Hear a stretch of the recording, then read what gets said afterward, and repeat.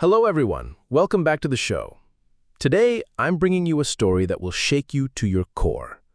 A story that proves human evil knows no bounds. Just when you think you've seen the worst of humanity, just when you think nothing can shock you anymore, today I'm going to show you that the depths of authoritarian depravity go far beyond what we ever imagined.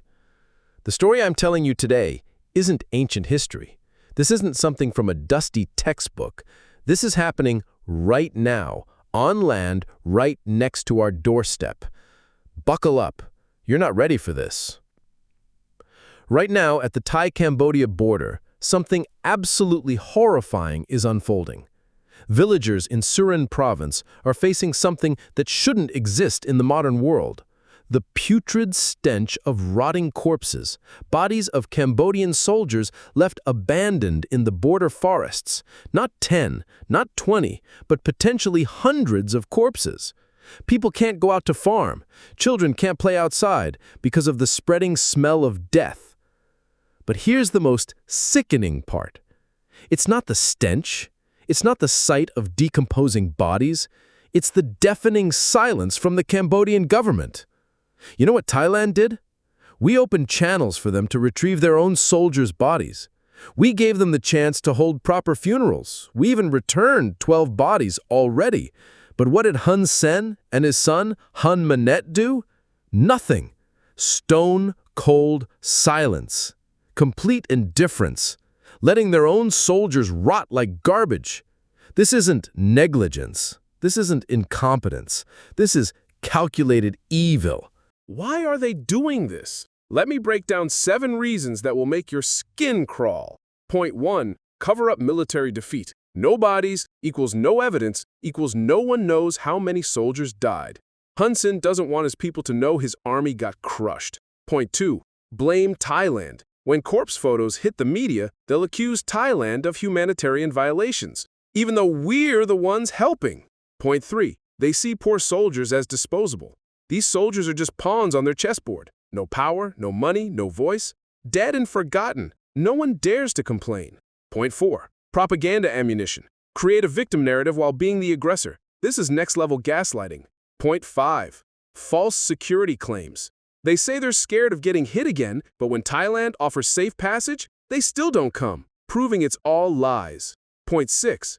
Rotten chain of command. No one dares make decisions. Everyone waits for orders from above, but the top won't order because they don't want responsibility. Point 7. Psychological warfare, using corpses as biological weapons, creating terror. This is cruelty beyond imagination. Think this is out of character? Let me tell you, this is exactly who Hun Sen is. This man has ruled Cambodia for nearly 40 years through blood and violence. Human Rights Watch released a 67-page report documenting his brutality since 1985, assassinating political opponents, crushing activists, massive corruption, and violence against innocent civilians. This is the man who tried to obstruct Khmer Rouge trials, the man who didn't want genocide truths exposed. And now, while the International Criminal Court considers charges against him, guess what happens? He passes power to his son.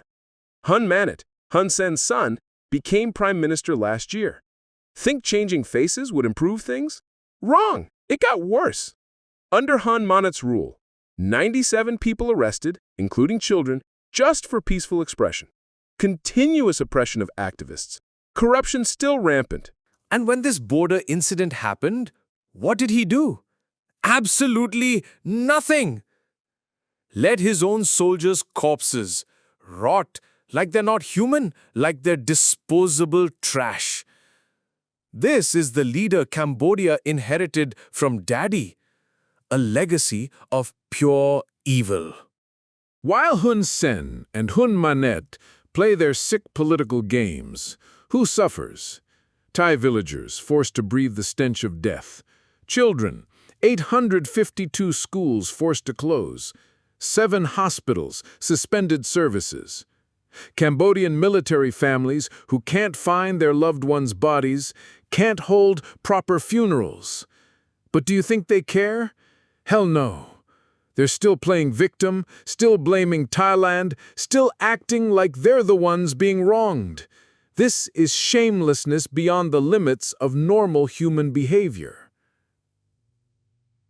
The international community is waking up.